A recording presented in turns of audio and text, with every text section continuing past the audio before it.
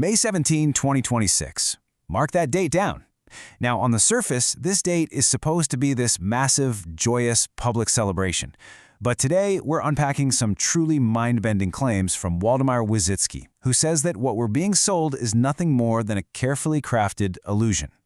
We're going to map out exactly what Wierzycki claims is really happening behind the scenes, decode the alleged hidden agenda of the deep state, and most importantly, we'll walk through his highly motivational survival guide for navigating it all with absolute courage. Okay, let's dive into this. So, what is the actual purpose of these celebrations? Officially, Washington, D.C. is hosting a huge rededication prayer ceremony to celebrate the 250th anniversary of the United States. Sounds pretty unifying and patriotic, right? Well, according to Wierzycki, we need to look right past that official narrative. He claims this specific date wasn't chosen for a party. It was chosen by the elites for a highly coordinated, incredibly dark, covert operation. It's kind of like a giant magic trick. It's all about misdirection. Right now, we're in the build-up phase for the USA's 250th anniversary. It's everywhere. Then, we hit the actual date. On one side, you've got the fireworks, the speeches, the whole public spectacle. But, running completely parallel to that, in the shadows on that exact same day, is the hidden plot. The claim is that the public event is literally just theater, a smokescreen meant to distract everyone from the real event happening at the exact same time.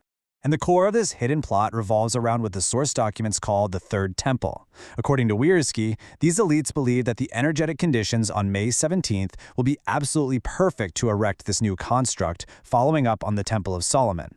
And their endgame? To officially conquer and completely re-enslave humanity. We aren't just talking about a political shift here. The text describes this as a total spiritual and physical lockdown of the human race. So how exactly do they plan to power this massive grid of control? The text outlines this highly specific and, frankly, bizarre enslavement protocol. Their supposed target is an individual named Kimberly Goguen.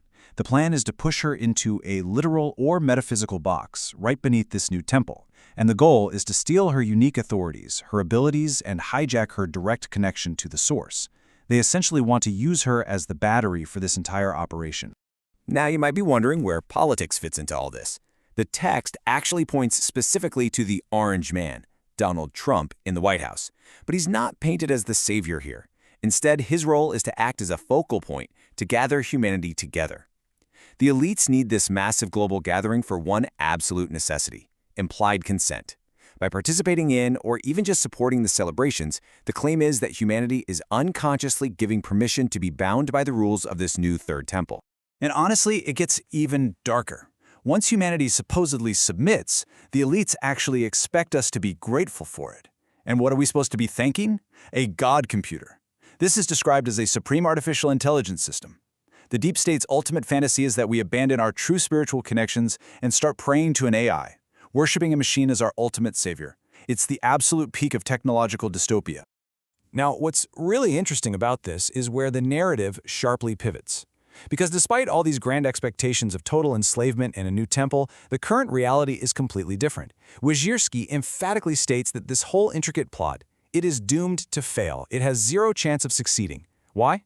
Because the old, energetic, and systemic structures they need to pull this off simply don't exist anymore. They're running a script for a world that's already gone. So what does this all mean? If their grand plan is a guaranteed bust, why should we even care? Well, this is where the text shifts from this dark mystery into a highly motivating call to action. The elites know their plan is failing, so their absolute last resort is to harvest your emotional energy. They want you terrified. They want you drained. So your job isn't to fight a broken system. Your job right now is to master yourself. To do that, Wierzycki gives us a really vibrant three-step roadmap. Think of this as your personal, everyday toolkit to manifest your inner strength and courage. Step 1. Reject negative programming. Step 2. Apply intentions and affirmations. And Step 3. Hold the light. We're going to break down each of these because they are super practical tools designed to help you step right into your power during this massive global shift. Okay, Step 1. Do not react to the staging. As we get closer to 2026, you're going to see some crazy things on the news, wild stuff online, maybe even weird events in your own town. The text insists that this is all just staging. It's purely theatrical. The deep state desperately wants you to panic, because your panic literally feeds them. So your very first line of defense, stay completely calm. When you refuse to react to the theater, you literally pulled the plug on their power supply. And to stay calm, you've got to recognize what's actually yours and what's not. Have you ever been hit by a sudden wave of fear, guilt, shame, anger, or just this overwhelming sense of ruin out of nowhere? Wierzycki says you have to recognize these aren't your authentic feelings. It's external, artificial programming being broadcasted just to lower your frequency. When you feel it, acknowledge it, but immediately reject it. Treat it like foreign interference, because that's exactly what it is. Which leads us perfectly into step 2. The original text offers this incredibly powerful daily affirmation, which basically translates to, I will carry the torch for the source because it chose me for this, because I am a very brave and strong person. I choose to carry the torch as the source. The author is heavily encouraging you to use these words, or even make up your own, to actively protect your space and declare your personal sovereignty every single day. That affirmation really drives home an absolute core truth. You have to remember just how unbelievably brave and powerful you actually are. You are not some helpless victim of circumstance. According to this narrative, you were specifically and deliberately chosen to be here on Earth for this exact crucial moment in history. You inherently have the strength to face this collapsing system. When you really internalize that, it completely changes how you watch the daily news. And this brilliantly illustrates step 3, the ultimate goal of Wierzycki's message, becoming an anchor of light. What is that? It's a conscious human whose main job is to just unwaveringly hold a high frequency for the source, while the rest of the world goes through upheaval. That is your mission. While the old systems flail around trying to build their doomed temple, your only job is to stand firm and anchor positive energy. You are literally the stabilizing force in the storm. Because ultimately we reach this incredibly comforting prediction from the text. When this entire theater finally wraps up, and it absolutely will, because the plan is broken from the start, we are all going to just sit back and laugh at it. All the staging, all the AI god computers, all that manufactured panic, it's all going to be exposed as a desperate, ridiculous illusion.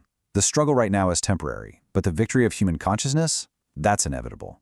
So, it all leaves us with one very provocative question for your everyday life. When you look at the crazy world around you, are you going to let the manufactured panic completely drain your energy? Or are you going to manifest your inner courage, reject that programming, and step up every single day as an anchor of light? The choice of how we experience the road to 2026 is entirely up to us. Thanks for joining me on this one. Keep holding that light, and we'll catch you next time.